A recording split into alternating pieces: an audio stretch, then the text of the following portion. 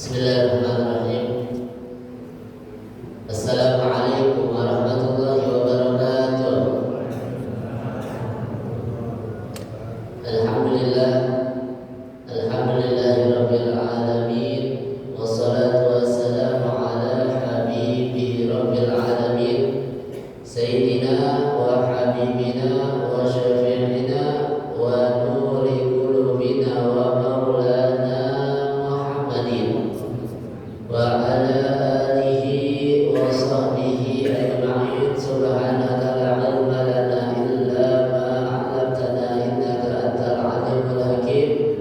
Rabbi shrah li sadri wa yassir li amri wa hlul 'uqdatam min lisani yafqahu qawli. Bidahit nabi wa sahbihi wa ali amma ba'd. Yang sama kita muliakan dan kita hormati Ketua DKM Masjid Jami' An-Nur, Ustadz Syahrullah. Kita doakan panjang umur, sehat afiat, dijauhkan dari segala penyakit zahiran wa batinan. Amin. Amin ya rabbal alamin. Segenap jamaah salat subuh Masjid Jami' An-Nur, Bapak Ibu, para sesepuh seluruhnya dan para asatidzah seluruhnya, yang mohon maaf tidak dapat saya sebutkan namanya satu persatu, namun itu semuanya tidak mengurangi rasa hormat dan mahabbah kami kepada antum sekalian. Dan semoga duduk hadirnya kita di masjid ini menjadi sebab Allah jadikan kita hamba-hambanya yang beruntung di dunia dan di akhirat. Amin. Amin ya rabbal alamin. Dan juga semoga duduknya kita di sini termasuk dalam sabda Nabi sallallahu alaihi wasallam, man shalla ghadah, orang yang salat subuh 2 rakaat kemudian duduk di tempat salatnya zikir sampai terbitnya matahari, kemudian salat 2 rakaat sunnah, maka mendapatkan pahala haji dan umrah tamatan yang sempurna dan yang sempurna. Mudah-mudahan duduknya kita di sini termasuk dalam kategori hadis tersebut. Amin. Amin ya rabbal alamin. Salawat beserta salam kita haturkan kepada junjungan kita Nabi besar Muhammad sallallahu alaihi wasallam yang telah menuntut kita umatnya minal zulumati ilan nur, minal akhlaqil fasidah ilal akhlaqil karimah.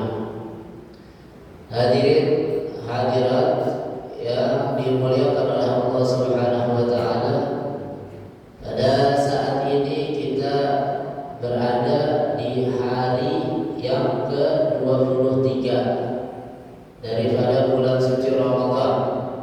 Tidak terasa, rasa-rasanya baru kemarin kita masuk bulan suci Ramadan.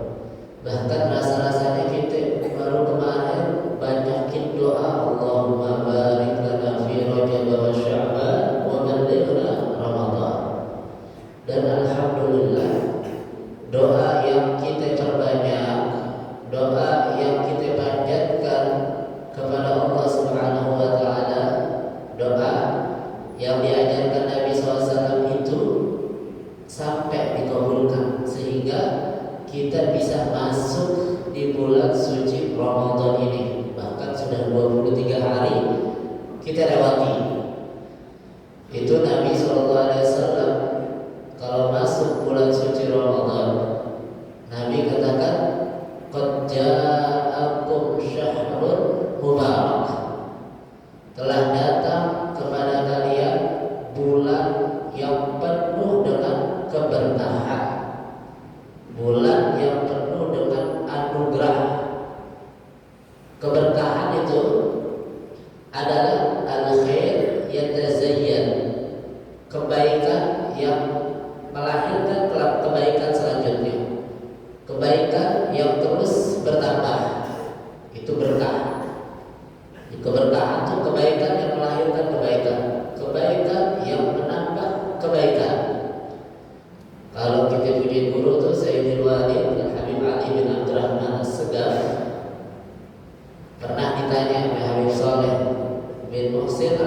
Tanggul bin Muhsin bin Saleh Habib Saleh bin Muhsin Habib Tanggul pernah nanya Habib Ali. Nanya artinya mau kasih tahu kepada Habib Ali, wahai Ali, tahu gak kamu itu berkah apa? Begitu. Habib Ali ditanya berkah itu apa? Habib Saleh pengen mendefinisikan keberkahan agar mudah dicerna oleh kita. Kalau kebaikan yang pertama kita kadang-kadang suka bingung, maksudnya apa ya kebaikan bertambah? Habib Saleh pakai definisi yang simpel. Wahai Ali, keberkahan itu adalah duit di kantong keluar, duit belum habis yang di kantong udah ngisi lagi tuh duit. Kita kan kalau ngomongin duit cepat masuk gitu. Ini terus terang aja ini Pak. Saya punya nenek kakaknya nenek. Saya adiknya nenek. Saya punya adiknya nenek umurnya 93 tahun atau 92 tahun saat itu. Kita kalau datang, orang tua saya kalau datang masih ditepesi dulu, siapa lo? Begitu. Orang Betawi, siapa lo? Ini Abdillah, disebut namanya baru. Oh, belum, baru kenal tuh. Sama orang lupa. Nah, kita datangnya kan lebaran tuh. Kalau lebaran biasanya kan pulangnya dikasih duit ya, anak kecil. Dia keluarin duitnya banyak, 100 ribuan sampai 20 ribuan. Jadi dia tuh yang merah-merah aja. Kagak sayang-sayang, duit gua lagi dikit. Itu duit banyak banget, dia bilang duitnya lagi dikit. Seumur itu tuh sama duit masih kencang begitu. Seumur itu sama duit lagi masih kencang. Sama orang ada lupa, tapi sama duit ingat. Tuh emang naluri kalau duit ini. Kalau duit naluri, coba boleh ditanya sama bapak-bapaknya nih. Nyimpan duit di mana aja, pasti bininya tahu. Mau di bawah kelas kaki, mau di dalam lemari segala macam diumpetin, itu bininya pasti tahu. Sebab ada hubungan baik antara duit dan istri, itu ada hubungan baiknya. Dia punya hubungan yang misteri yang kita nggak tahu. Ada hubungan apa dia? Ada chemistry yang baik kayaknya begitu. Jadi berkah Ramadan, berkah dari sisi ekonomi, berkah semuanya. Besok habis lebaran kita taruh di jalanan meja, kita jual kolak, kita jual es, belum tentu laku. Sekarang sore-sore kita taruhin apa aja deh, es asal berwarna aja dibeli sama orang.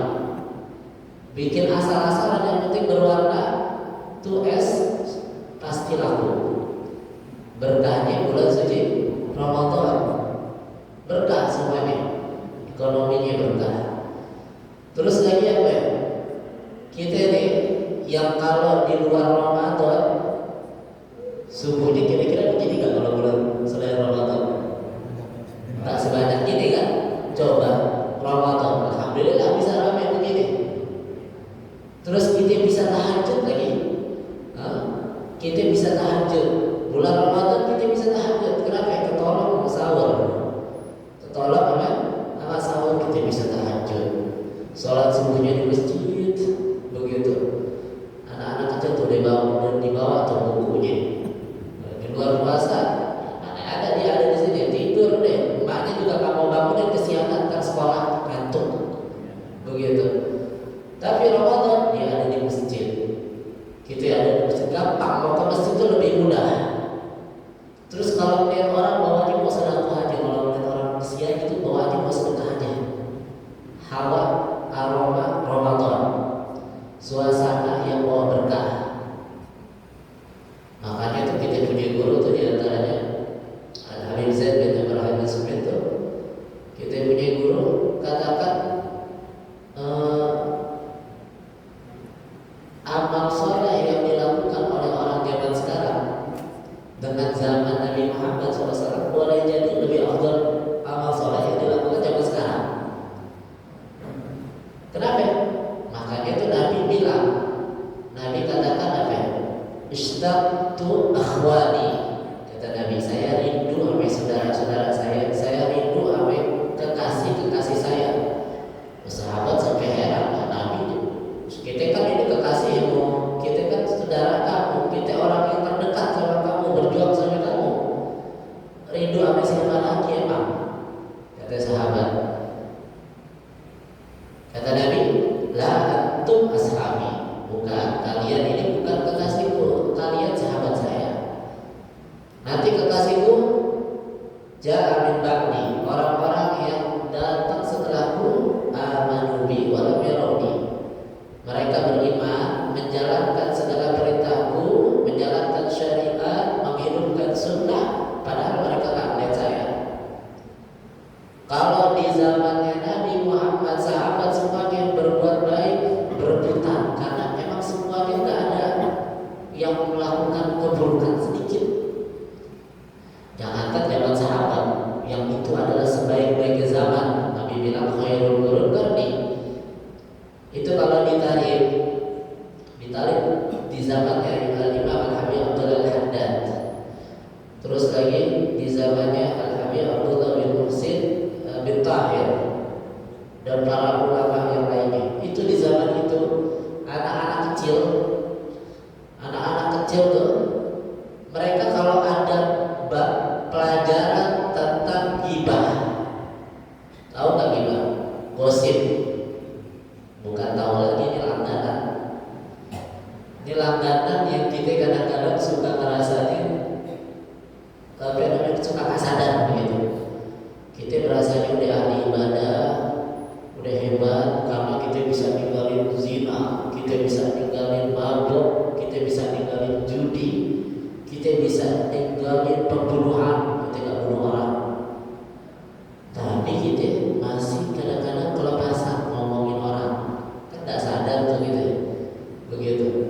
Nah itu anak-anak kecil di zaman itu ditarik jauh dari zamannya sahabat. Mereka kalau udah masuk bab ghibah, mereka bilang satu sama lain, kawan dengan kawannya saling berbisik, emang ada orang yang saling membicarakan keburukan orang lain? Emang ada? Dia heran begitu, sampai heran, emang ada orang yang gosipin orang lain? Tuh sampai heran. Kalau sekarang kan enggak, emang ada orang yang nggak ngegosip? Kebalikannya. Kalau sekarang kan memang ada orang yang ngegosip, kayaknya semuanya deh begitu. Pakai istilahnya pembelaan dirinya udah nggak jauh-jauh, al-insan mahalul khotob wa nisyan. Mau ngomongin orang aja bawa-bawa hadis. Mau ngomongin orang bawa hadis begitu. Jadi padahal tuh kita tahu ya kalau ghibah itu kan aroma busuk, makan bangkainya orang di Al-Quran jelas tuh ya.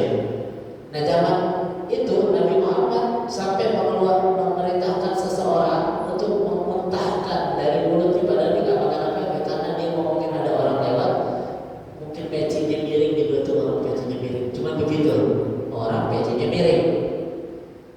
Akhirnya Nabi suruh mutahin, terus kecium bau aroma busuk, terasa gosipnya seseorang, tercium aroma busuknya.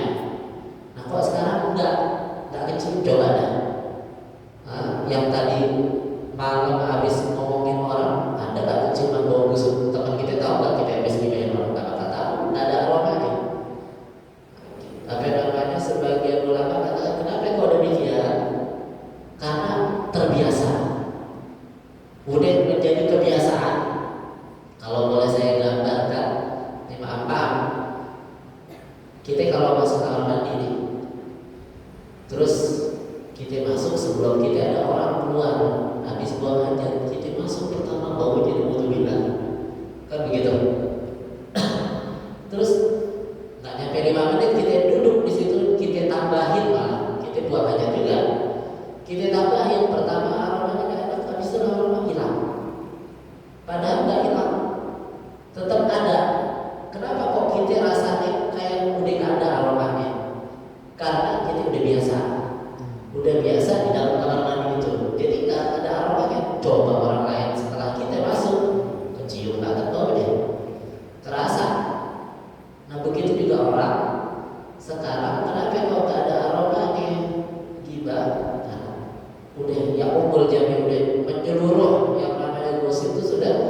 sudah menyuruh.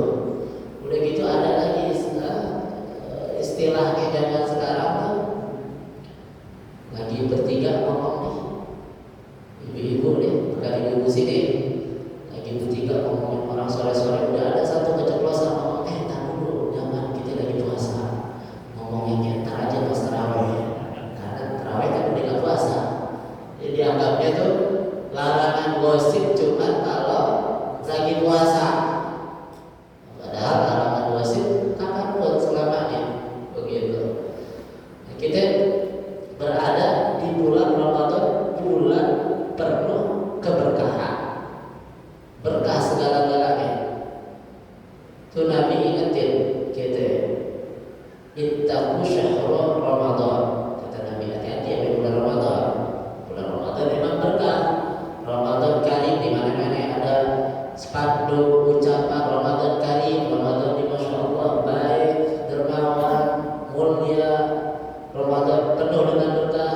Tapi Nabi ingetin, hati-hati sama bulan Ramadan. Bulan Ramadan tudha'iful hasanat,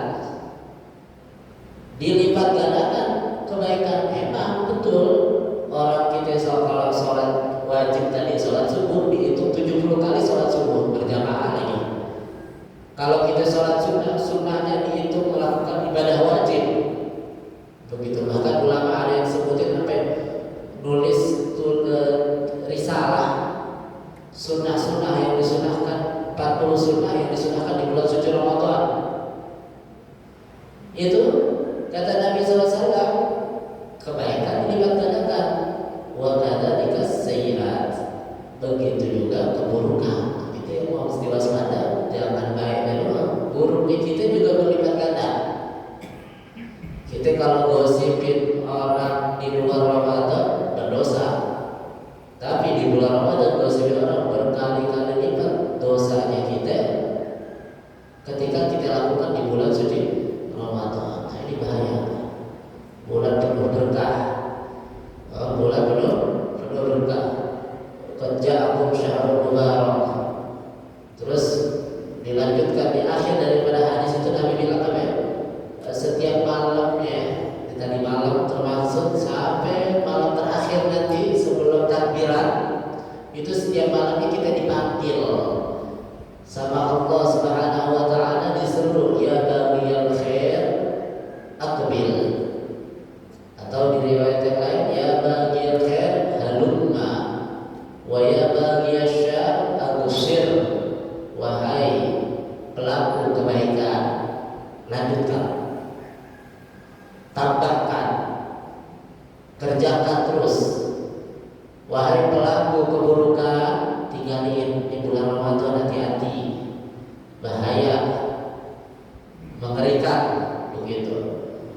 Apalagi sekarang kita udah berada di fase yang terakhir daripada bulan Ramadan, fase itqun minan nar, pembebasan dari api neraka.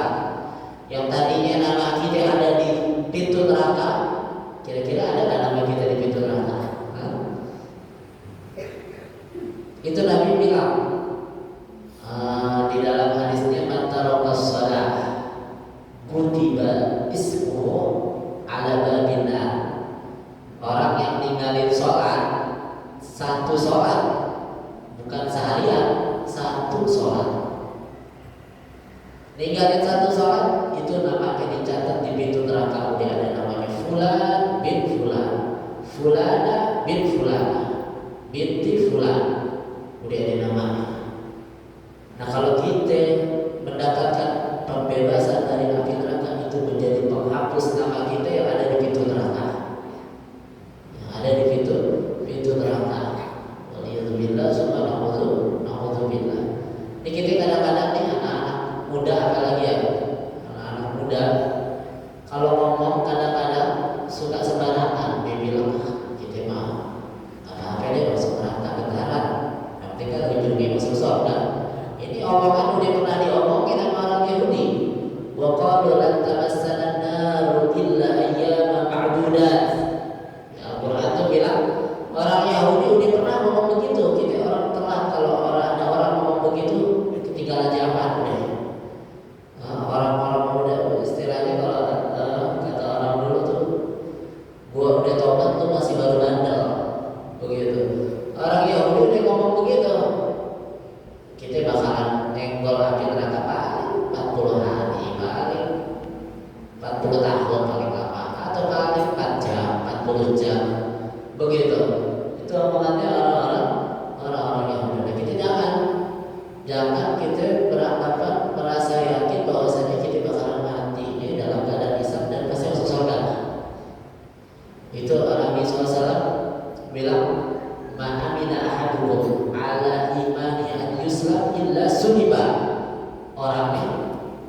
Kalau merasa aman terhadap keimanannya nggak akan dicabut sama Allah sampai mati. Saya bakalan mati dalam badan Islam, pastilah begitu. Tenang aja, orang bapak saya Islam, mak saya Islam, kakek saya Islam, nenek saya Islam, lingkungan saya Islam semua. Rasa aman. Nah, kalau merasa aman begini baik-baik, imannya bisa dicabut sama Allah Subhanahu Wa Taala. Waliyadzubillah subhanahu wa taala. Ini kita takutin. Tahu gak tuh ulama tuh paling takut apa ya? Paling takut dengan hadis panjang hadisnya. Di ujung hadisnya disebutin ada di kitab Arba'in Nawawiyah, tulisan daripada Imam An-Nawawi.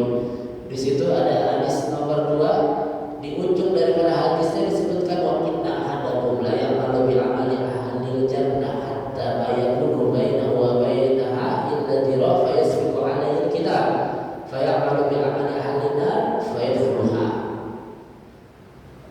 Artinya ada orang udah amal surga dekat banget, tinggal selangkah lagi masuk surga.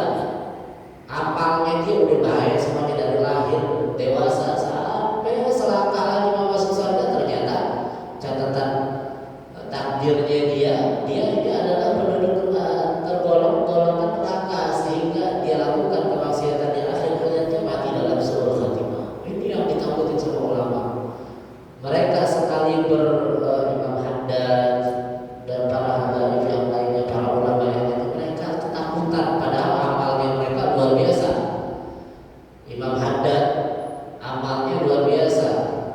Abdullah bin Husain bin Tahir amalnya luar biasa, tapi masih ketakutan nantinya ini gak baik, masih ketakutan nantinya gak husnul khatimah.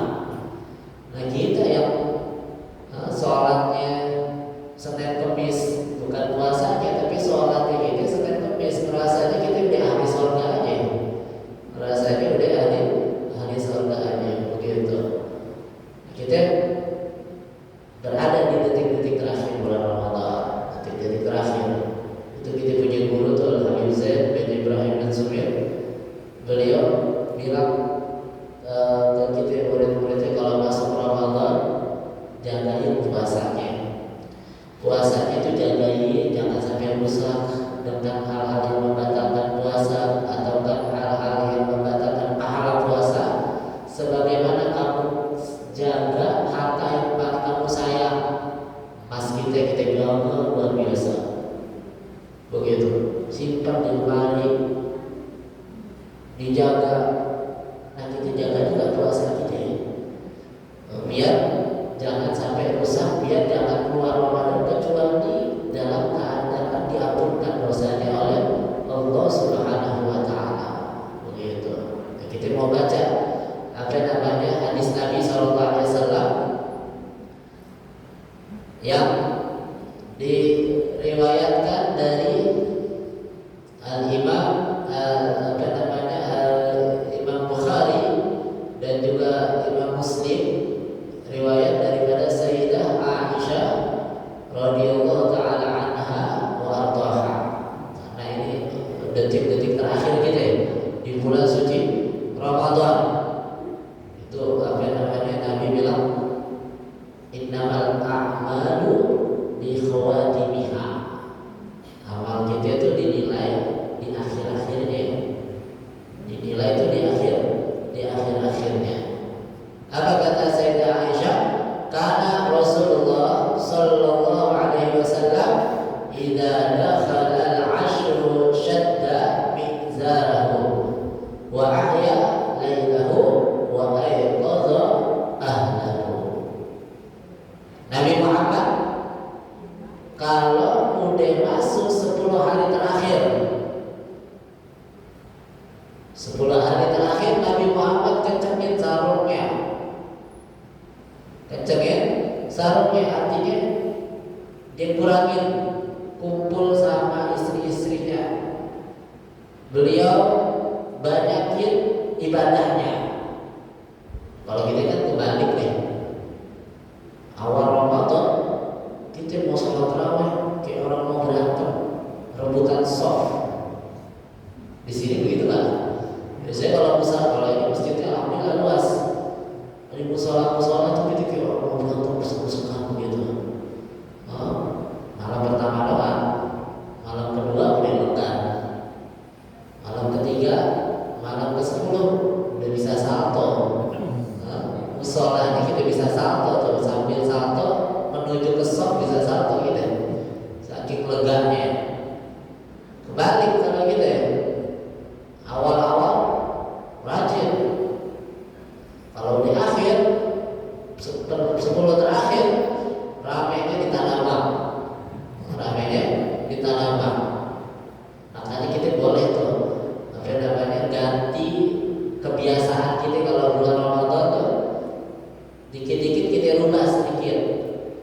belanjanya kita itu sebelum bulan puasa.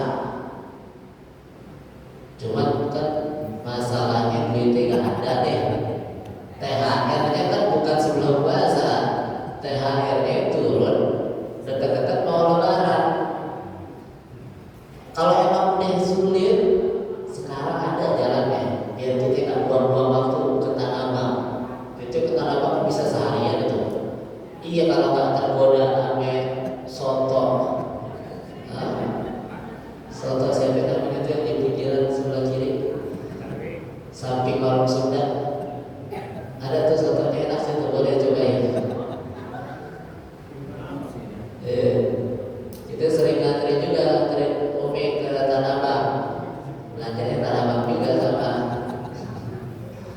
Jadi apa namanya, kita boleh ganti pakai belanja online. Kan gak buang-buang waktu tuh. Cuma memang kita kadang-kadang suka salah kaprah juga. Kita pernah cobain ada BHS, sarung BHS. Bagus BHS, kelihatannya gambarnya bagus banget.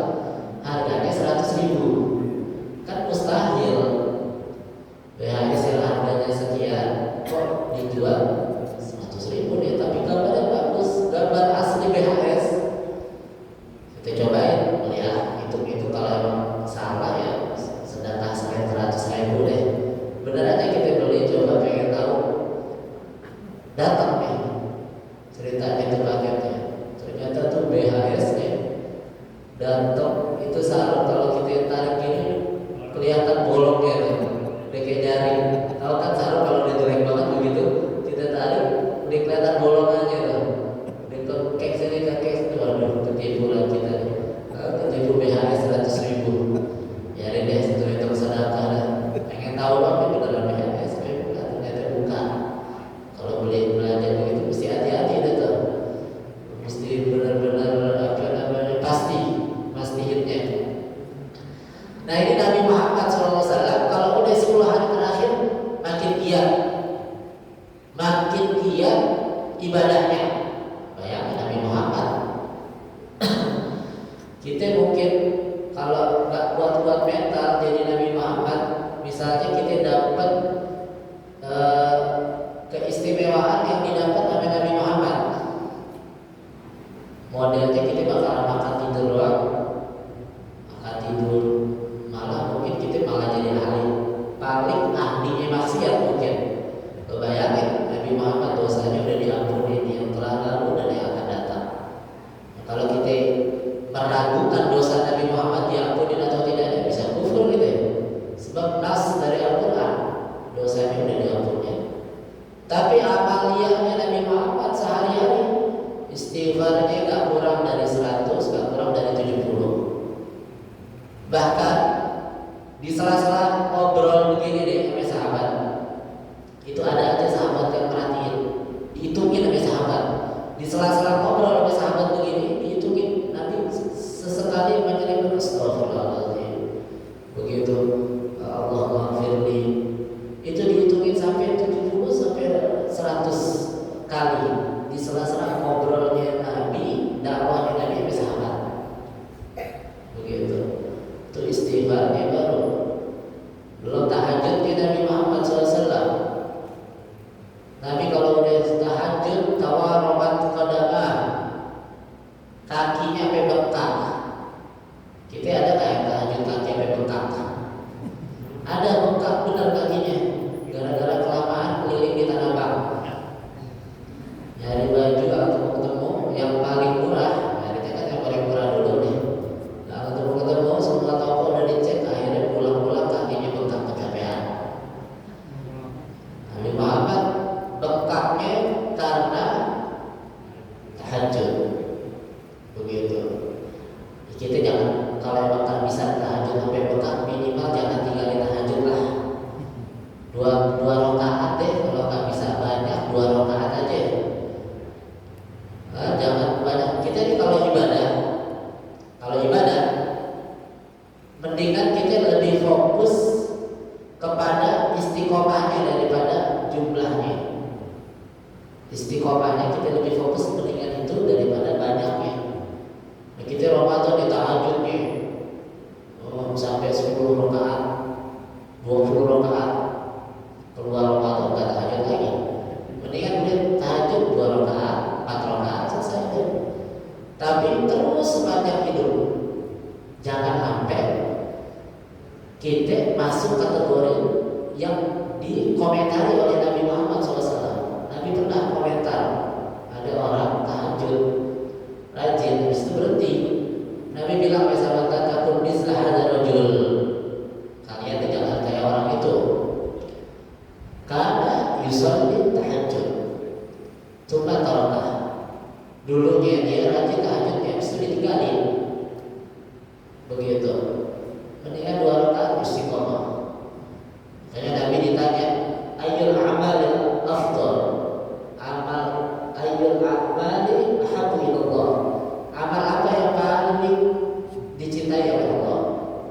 Kata Nabi, ad-du'a ma'al qalb, yang paling istiqomah walaupun sedikit. Yang paling istiqomah walaupun sedikit. Udah tentram dah. Kalau udah istiqomah udah tentram. Itu lebih afdal daripada keramat yang macam-macam. Istiqomah kayak kita 2 rakaat qobliyah subuh itu lebih afdal dari keramat yang macam-macam. Bisa nyembuhin orang, bisa terbang, bisa pergi jalan di air, bisa baca hatinya orang, itu gak ada apa-apanya semuanya. Masih lebih afdal 2 rakaat qobliyah subuh kita istiqomah sampai akhir hayat, itu lebih afdal. Itu kita punya guru tuh Al-Habib Zaid bin Ibrahim Al-Subit.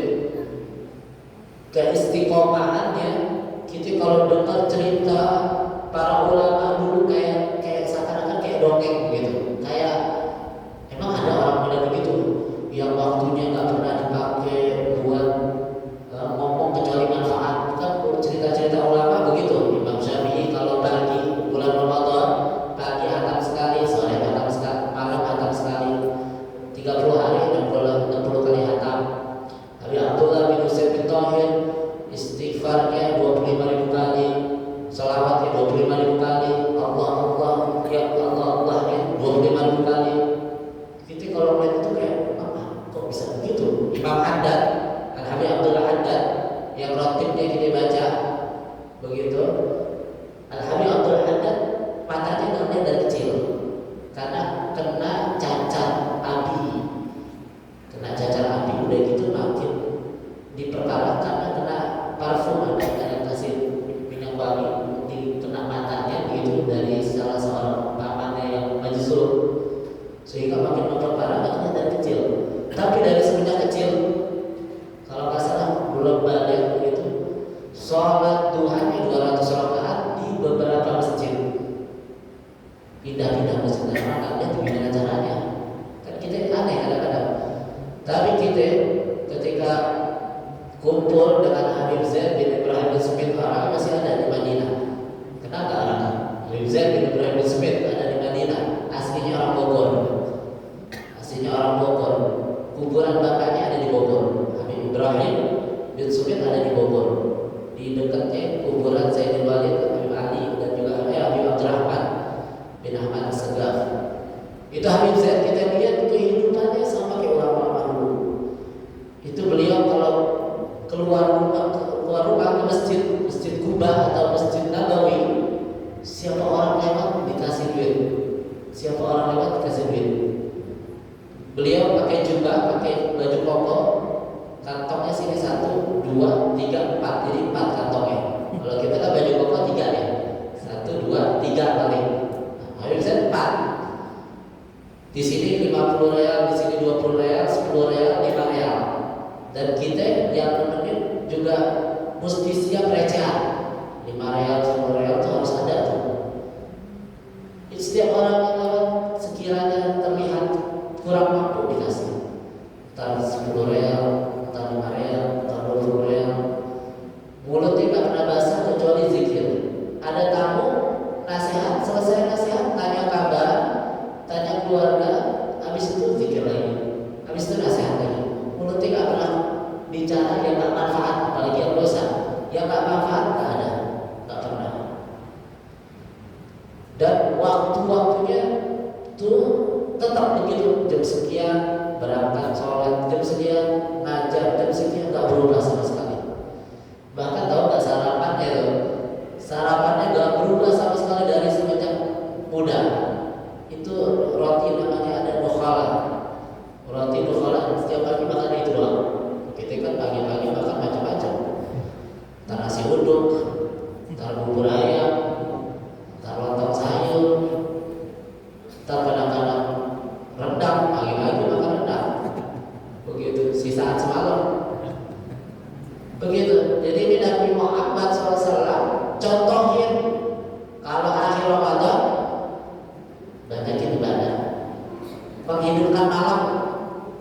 Kita kan kadang-kadang nyari-nyari malam Lailatul Qadar. Kita nggak usah cari, setiap malam kita tahajud pasti kita tempuh yang namanya malam Lailatul Qadar.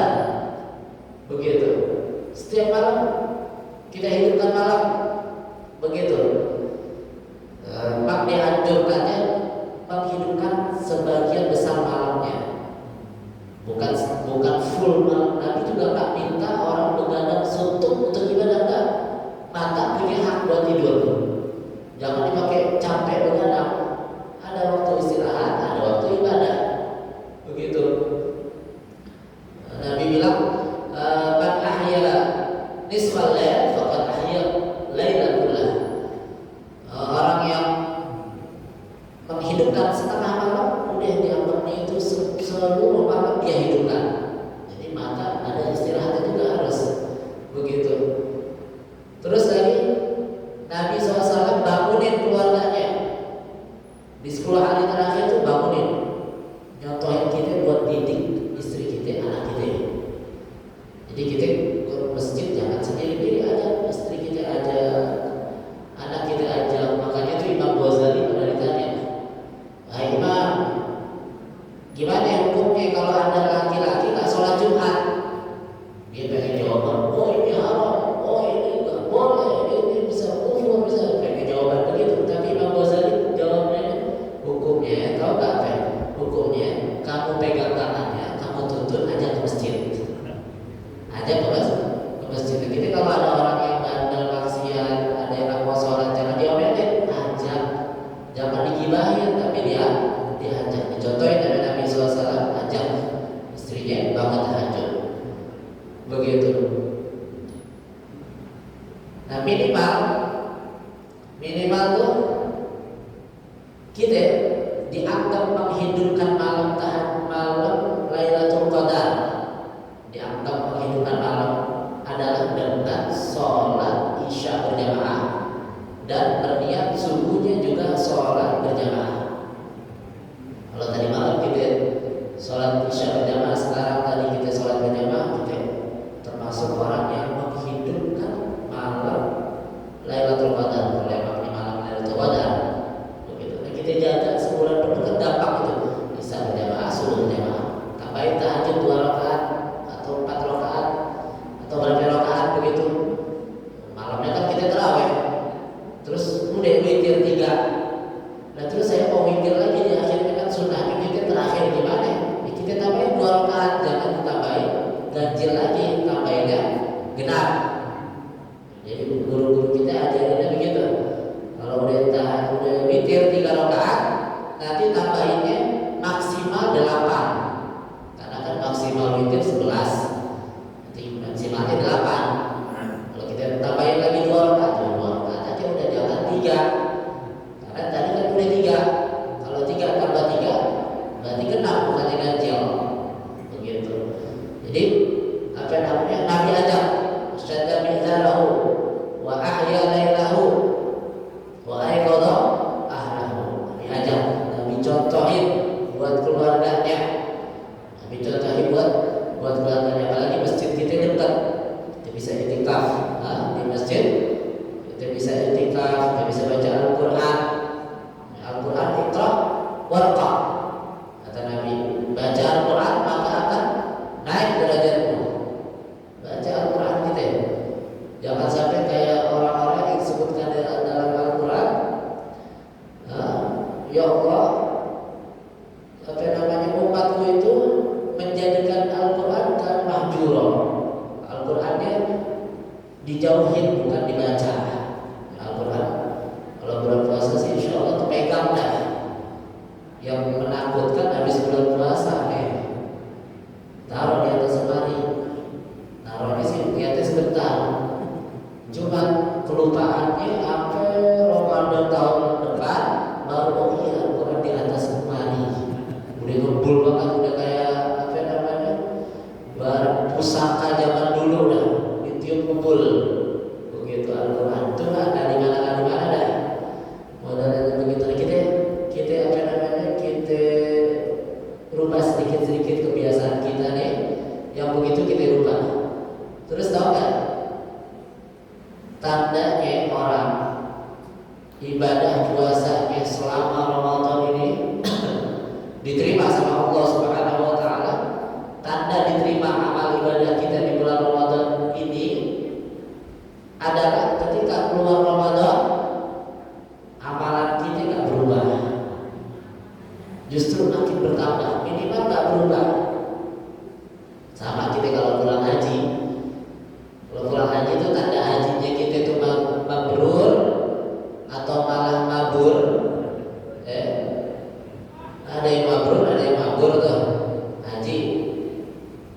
Tandanya pulang ke rumah hajinya ibadahnya stabil, nggak berubah. Sebab ada juga yang modelnya, oh nggak ada modelnya ini kejadian nyata nih.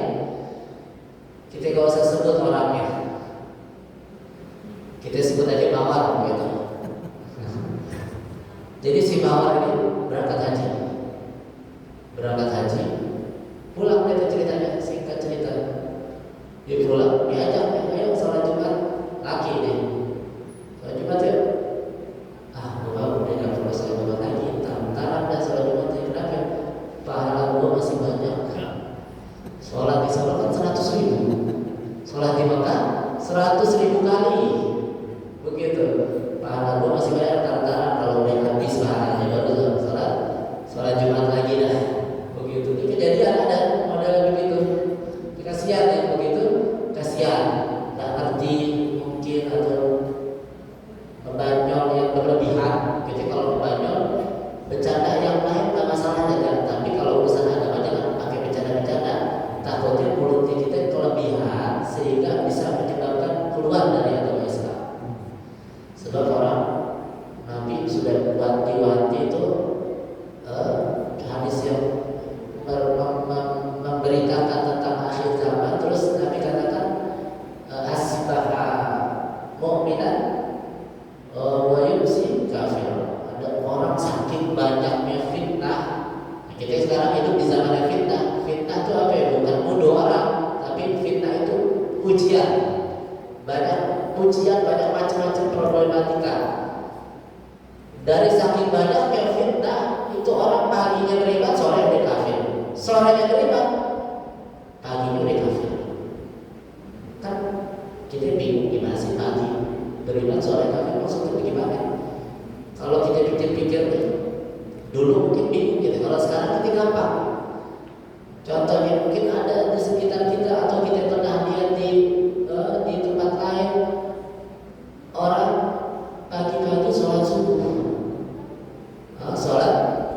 Sholat subuh, siang sholat zuhur, masih Islamnya masih bagus. Malamnya dia ke diskotik, begitu, minum macam-macam, minum khamar, campur aduk lagi perempuan. Kan kalau minum khamar Nabi bilang apa? La yashrabu syarib hina yashrib wa huwa mu'min. Orang yang minum minuman keras, narkoba dan sejenisnya, ketika dia minum, ketika dia konsumsi, maka ketika itu juga imannya dicabut sama Allah SWT.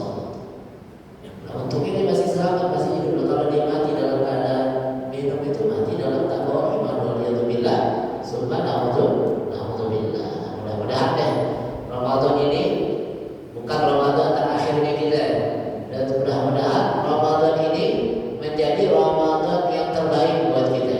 Tidak keluar kita dari Ramadan ini kecuali kita dosa-dosanya udah diampuni sama Allah Subhanahu wa taala.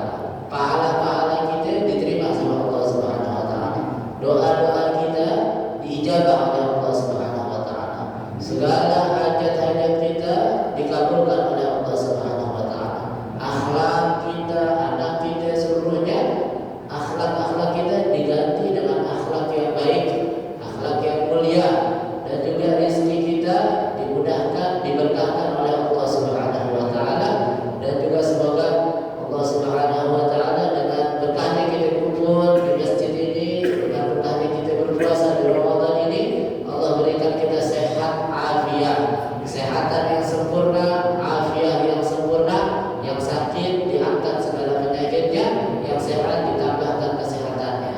Yang punya penyakit di dalam hatinya, baik itu sombong dihilangkan sombongnya, itu hasud dihilangkan hasudnya, itu iri dihilangkan irinya, dengki dihilangkan dengkinya, yang ada dia